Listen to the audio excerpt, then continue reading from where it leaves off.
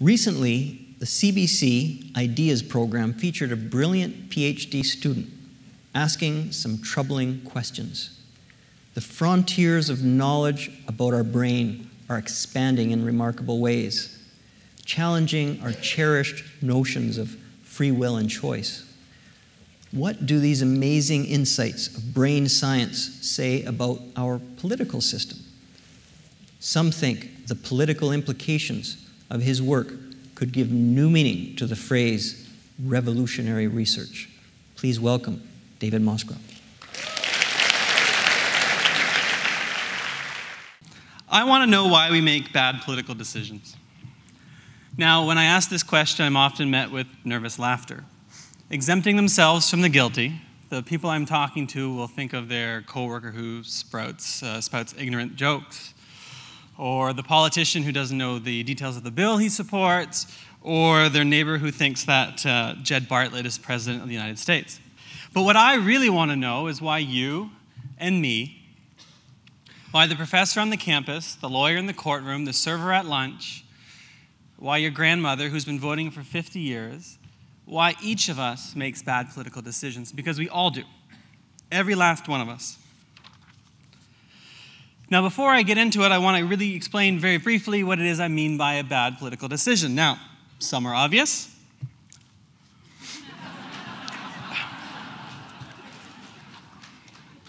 But what I'm thinking is the problem when you think your own jokes are funny, because it's very distracting.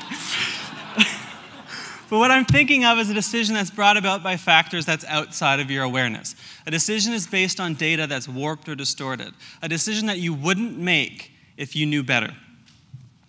Now, if the old line that good judgment comes from experience, and experience comes from bad decision were true, we wouldn't have a problem. But sadly, it's not true, especially when it comes to politics. So then, why do we regularly make bad political decisions? Well, there are two culprits. And the first is inside your head. Now, I want to be as fair as possible in my assessment of our gray matter. Our brains are remarkable. Indeed, as far as I'm concerned, in their complexity, they're one of the most remarkable things in the known world. Somehow this organ, weighing about 3 pounds, using 20% of the energy you produce, comprised of over 80 billion neurons that combine to form hundreds of trillions of synaptic connections. The brain makes us who we are. But the brain wasn't designed for politics. The brain wasn't designed for anything. It evolved over the course of about 6 million years in response to natural selection, the environment, ourselves, our behavior, our biology. Today, it's a mix of ancient and newer parts and can be divided, roughly, into 3 subbrains. The reptilian, the lizard brain, the one that's the oldest and the one that's responsible for our basic survival. The middle child, the limbic, which is more or less responsible for memory and emotion. That's the one that gets you into trouble. And the Johnny-come-lately, the neocortex, the part that's responsible for language, imagination, and abstract thought. The part that, in a lot of ways, we think of as us. So, if the brain's so great, what's the problem? Well, for one, there's a gap. There's a gap between our evolutionary cognitive capacities and our expectations for ourselves. So it's not your fault.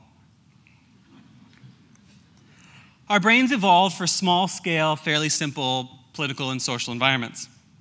So we got very good at answering the question, is that a lion coming at us? The answer is, doesn't really matter, you should run. And less good at the question, well, what's the effect of interest rates and immigration on social welfare policy during a recession? Nobody knows. If somebody tells you they know, they're lying. So the first problem is that there's an evolutionary gap between what we can do and what we think we can do. This brings us to our second culprit, how we live. Every day we're driven by what Daniel Kahneman, Nobel laureate, calls the system one brain. Fast, intuitive, economical, automatic, but subject to bias and manipulation. The system two brain, slow, calculative, rational, the thinking brain, is used less often. So in the fast-paced, complex, messy world of democracy, our social and political practices and institutions warp our thinking and bring about bad decisions. How? Well, I'll give you some examples. On a regular basis, our preferences are generated by factors outside of our awareness, like hunger or mood or deep-seated fears or prejudices. Our decisions are often brought about by considerations that have little or nothing to do with the matter at hand. We over and underestimate. We support those we like and oppose those we dislike, even when we have good reasons not to. We substitute easy questions for hard ones. We come up with policy positions on the fly based on whatever we can remember. We vote out of habit. We misremember facts. We seek to confirm what we believe and to deny what we don't. We judge things we hear about more often to be more important. Later, when we're pressed to explain how we got from A to B, we rationalize rather than reason. We rationalize rather than reason. And the truly terrifying part is that we often don't even know we're doing this. Our poor brain is overtasked. In the whirl and swirl of information, it's struggling to make sense. But it ends up coping by interpreting the world, by constructing as we go. It's done pretty well. But sometimes it ends up getting ahead of itself, getting caught up, and so it ends up essentially trying to abstract a dinner party from a Kandinsky painting. That's usually what it looks like after my dinner parties. So today, the way we live causes us to regularly violate the spirit of our best imagined version of democracy. Well, so what? Well, I think the consequences are serious. But we're not in a crisis, unless, of course, you count climate change, or global terrorism, or growing wealth inequality, or police violence, or domestic violence, or nuclear proliferation, or racism, or civil wars, or overpopulation, or Justin Bieber. Talk about a public health risk. The Biebs aside, at the moment the problems we face are entrenched and serious, and their burdens are shared unequally. Indeed, most are carried most heavily and most disproportionately by those who can afford to carry them the least. By the poor, by the marginalized, who find themselves on the outside looking in. And the bad political decisions we make because of our poor brains and the social and political environment in which we operate are contributing to these outcomes. We can do better, but how? It's unlikely that we'll ever be able to eliminate our cognitive shortcomings. Indeed, they're buried deep into our evolutionary legacy. But we can reduce their effect. To do so, we need to find ways of changing our habits, but also ways of changing our institutions. We need to cultivate a practice of citizenship.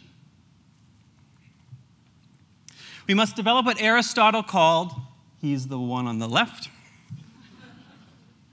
pointing down. We need to develop what Aristotle called phronesis, or practical wisdom, which is knowing what to do, when to do it, and how to do it. It involves an intelligence element, but also an emotional element, an intuitive element that must be developed.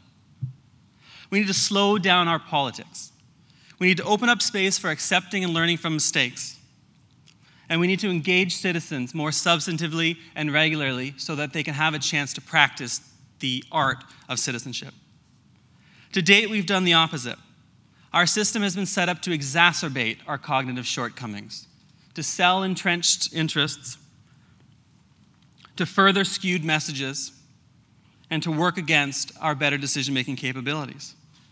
But today we know more about ourselves, our brains, and our behavior than ever before. And at the frontiers of research, we're working on ways to improve our democracy and our world. And I hope you'll join us. Thank you.